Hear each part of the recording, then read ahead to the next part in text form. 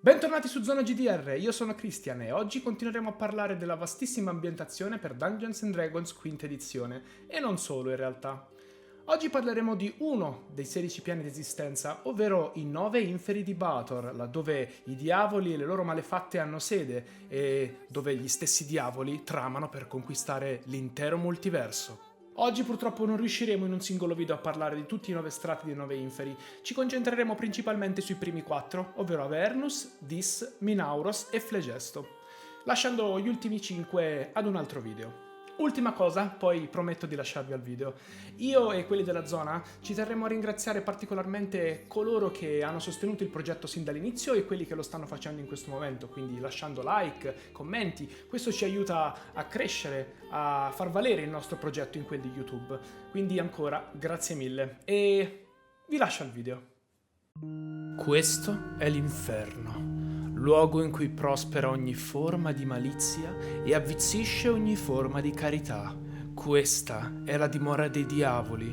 Questo è il piano dove le regole della legge fanno affiorare il male nel cuore. I 9 inferi di Baator costituiscono il reame infernale nell'universo di Dungeons & Dragons, la dimora dei diavoli e la manifestazione del male legale. Questo piano esterno, chiamato Baator in lingua infernale, e ogni suo girone hanno caratteristiche uniche, ma tutti accomunati da una spietata gerarchia e dal rigido ordine diabolico. Questo è l'apice della crudeltà, costruita e premeditata. I diavoli dei 9 inferi obbediscono tutti a una legge superiore, ma questo significa solo che si agitano e soffrono nella casta a cui appartengono. Molti vogliono avanzare di grado, da semplici imp a spietati diavoli della fossa. Un demone adora il potere allo stato folle, sfrenato e animalesco, mentre un diavolo ha sempre un obiettivo e un piano di attacco per compiere le sue trame. Al vertice abbiamo Asmodeus, il padre del peccato, che non è mai stato sconfitto da nessun altro. Se ve lo stavate chiedendo, i 9 inferi di Baator condividono diverse similitudini strutturali e tematiche con la cosmologia dell'inferno dantesco descritta nella Divina Commedia. Entrambi gli inferi seguono un'idea di discesa nella dannazione, in cui più si scende maggiore è il peccato o il potere maligno che vi risiede. Inoltre, più si sprofonda negli inferi, più i livelli si restringono, diventando via via più angusti e opprimenti. Da citare in questo contesto c'è sicuramente il modulo Inferno Dante's Guide to Hell, modulo edito da Acheron Games, proprio ambientato nell'inferno dantesco. Ma torniamo ai 9 inferi di Baator. I suoi gironi, che sono 9 concentrici, costruiti dall'alto verso il basso, sono Avernus, Dis, Minauros, Flegesto, Stygia, Malabolgia, Maladomini, Cania e Nessus. Il fiume Stige attraversa ogni strato dei 9 inferi. È spesso usato come via di trasporto da diavoli, demoni e viaggiatori extraplanari. Le sue acque sono tossiche all'anima. Chi tocca o cade nello Stige rischia di perdere la memoria permanentemente. Come nell'Ade e nell'Elysium, anche qui vi sono i supplicanti infernali, le anime corrotte e depravate dal male che sono destinate a questo piano. Esse qui acquistano la forma di ombre spettrali biancastre, deformate dai diavoli e private di ogni emozione. Le più vili tra queste diventano lemuri, esseri orribili, privi di intelligenza, che ricordano anime torturate, fuse in una massa carnosa, e spesso riemergono dallo Stige.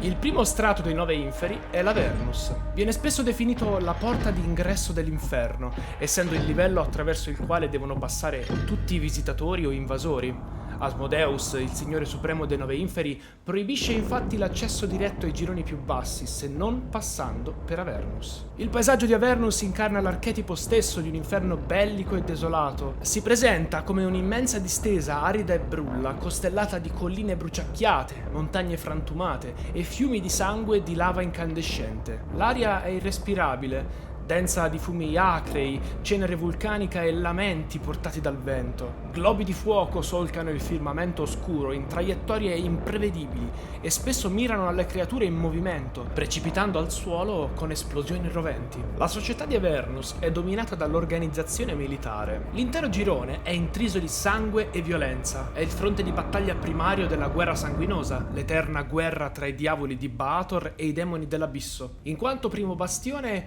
è la linea linea difensiva contro le invasioni demoniache che risalgono il fiume Stige per attaccare l'inferno. In questo contesto esistono gli Otto Oscuri, i famosi generali al comando delle armate diaboliche impegnate nella guerra. Tra gli altri luoghi notevoli dell'Avernus c'è sicuramente la Colonna dei Teschi, un inquietante monumento composto dai crani fusi insieme di migliaia di caduti, soprattutto demoni, come celebrazione della forza dei diavoli su di essi. Si erge per oltre 1 miglio d'altezza ed emette sussurri oracolari. Secondo la leggenda, ciascun teschio conserva la coscienza di un traditore o di un bugiardo, condannato a mormorare consigli e segreti in eterno. In epoche più recenti, la governante ufficiale di Avernus divenne Zariel, un'angelica campionessa dapprima nemica dei demoni, ma poi decaduta gettandosi nella guerra sanguinosa con fanatico zelo, venendo infine corrotta dal sangue e dalla battaglia. Zariel, devota ad Asmodeus, prese il comando delle legioni del primo girone, con l'arcidiavolo Bel, il precedente arciduca,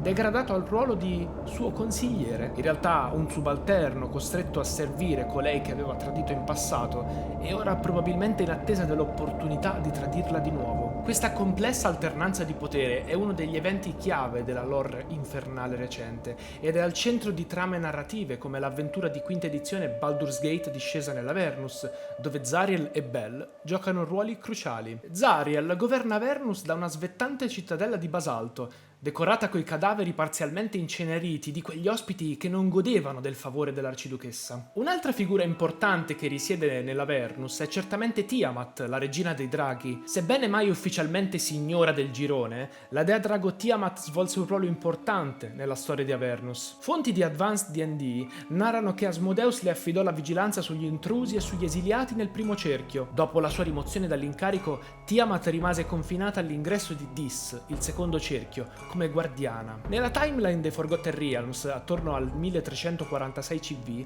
ascese al rango divino e abbandonò questo ruolo. Nelle campagne contemporanee, Tiamat si trova ancora in Avernus, relegata in un recesso chiamato Pozzo dei Draghi, e trama per riconquistare influenza e potere, un elemento presente nell'avventura L'ascesa di Tiamat. Dis è il secondo girone, un luogo dominato da una sconfinata megalopoli infernale. Viene spesso chiamato anche la città di Dis, perché l'intero livello è effettivamente occupato da un'unica città infernale di proporzioni impossibili, un labirinto urbano nero e fumante che si estende all'infinito. Questa è Dis. I suoi edifici, tutti costruiti in ferro nero incandescente, formano mura, torri e bastioni contorti che si fondono con il paesaggio. L'aria è arroventata dal calore e dal fumo nero. Ogni superficie metallica emana un bagliore rosso cupo e ustiona chiunque la tocchi. Mercati e basari infernali si trovano in molti angoli della città, dove creature provenienti da piani d'esistenza diversi si incontrano per parlare e commerciare. Nella città si comprano e vendono segreti come beni di scambio, vi operano spie, informatori e diavoli specializzati nel raccogliere informazioni. Questo ha reso Dis un nodo di traffici, demoni neutrali, Efrit, Yugoloth e perfino qualche mortale audace giungono qui per contrattare. Naturalmente ogni transizione arricchisce il Signore del Cerchio, che tassa pesantemente ogni affare concluso nel suo dominio. Dis è governato dall'arcidiavolo Dispater, detto il Signore della Città di Ferro. Dispater è uno degli arciduchi più antichi e astuti. La sua reggenza risale ai primordi dell'inferno e sarebbe stato investito direttamente da Asmodeus agli albori della fondazione di Bator. Egli incarna la paranoia e la prudenza. Dispater raramente lascia la sua torre, la leggendaria Torre di Ferro, un pinnacolo visibile da ogni angolo della città, talmente alto da superare la cappa di fuliggine che permea la città stessa. All'interno della sua torre si dice che Dispater sia pressoché invulnerabile, quindi non ne esce quasi mai, preferendo trasmettere i suoi ordini tramite molti diavoli messaggeri. Arriviamo ora a Minauros. Esso è un luogo di marciume, paludi pestilenziali e corruzione dilagante. Geograficamente è un'immensa palude mefitica dove terra e acqua si mescolano in un pantano nauseabondo. Il suolo è fatto di fango nero intriso di putrefazione. Ad ogni passo i piedi sprofondano in melma maleodorante fino alle ginocchia. L'intero girone è probabilmente il luogo più insalubre e maledetto di tutto il multiverso. Le malattie vi proliferano come mosche, i veleni contaminano ogni pozzanghera e l'aria stessa è un miasma tossico che può far ammalare gravemente i non nativi. Minauros, la città, capitale del girone e sede del suo signore Mammon, detto il Visconte, è in perenne affondamento nella palude. Egli risiede in un palazzo chiamato Città Sommersa. Più che un palazzo, in realtà è un ammasso di edifici ammucchiati e inclinati, l'uno sull'altro, tutti decorati con orpelli dorati e gemme, splendidi ma marcescenti. I diavoli schiavizzano innumerevoli anime dannate per estrarre pietre e costruire nuove fondamenta sotto la città, ma queste ultime cedono di continuo, cosicché la città intera appare inclinata, sghemba e alcune sue sezioni giacciono semisommerse. Minauros è noto come il girone dell'avarizia. Viene considerato il centro economico dei Nove Inferi, il luogo dove le nuove anime vengono processate e monetizzate. Infatti, storicamente, Minauros era il luogo in cui i diavoli portavano le anime dannate per trasformarle in monete di scambio. Nei recessi di questo girone, specialmente sotto la supervisione di Mammon, si conducono i rituali per creare le monete d'anima utilizzate all'inferno. Mammon è spesso descritto come un enorme serpente con torso e testa umanoide, una forma strisciante che riflette la sua natura di traditore pentito. Non è chiaro se fu una maledizione di Asmodeus a ridurlo così, ma certamente Mammon porta i segni dell'umiliazione. Nonostante il suo aspetto, la palude di Minauros è ricchissima di risorse, metalli preziosi come l'oro corrotto e il piombo maledetto, pietre nere e soprattutto anime. Perciò Mammon è sempre stato tollerato dagli altri arciduchi che commerciano con lui. Tuttavia la sua reputazione è pessima. È considerato l'arcidiavolo della cupidigia e del tradimento. Nessuno si fida di lui. Un'altra città nota è Jangling Ether, sospesa sopra la palude, agganciata al cielo da colossali catene arrugginite. È l'oscena città dei diavoli delle catene, costruita interamente con catene di metallo che formano piattaforme, ponti e gabbie penzolanti. Mammon la usa come deposito di cose di valore e come luogo dove ricevere emissari. Flegesto è il quarto girone, un panorama infernale di vulcani in eruzione, fiumi di lava incandescente e pozzi di fuoco liquido. L'aria stessa qui brucia, dalle montagne vulcaniche colano cascate di magma, il suolo è fatto di roccia nera spaccata, cenere e carboni ardenti. In alcune zone vi sono anche distese di sabbia ardente, dove la sabbia è così calda da sembrare liquida. Flegesto è noto come il centro del sistema giudiziario infernale. Se maladomini la burocrazia, Flegesto è il tribunale.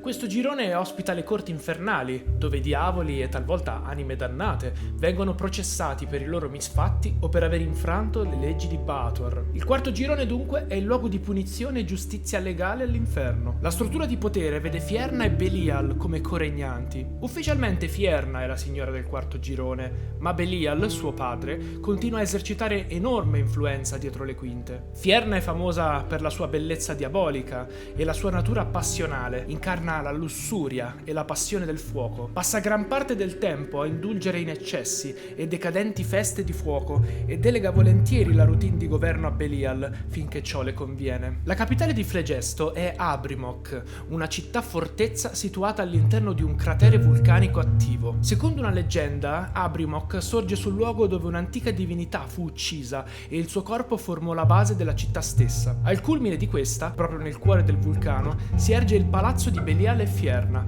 un edificio in ossidiana che pare un guscio cavo dal quale spuntano guglie contorte. La reggia è nota per le sue sale di piacere e dolore, dove gli ospiti ballano sui carboni ardenti e dove i condannati vengono immersi nella lava per dare spettacolo. Bene avventurieri, direi che per oggi il viaggio si conclude qua. Il video è stato abbastanza esaustivo. Grazie a tutti coloro che sono arrivati fino a questo punto del video. Ricordatevi di lasciarci un feedback su un possibile piano d'esistenza da trattare in futuro, magari il vostro preferito o quello al quale siete più particolarmente affezionati. Dalla zona è tutto. Alla prossima!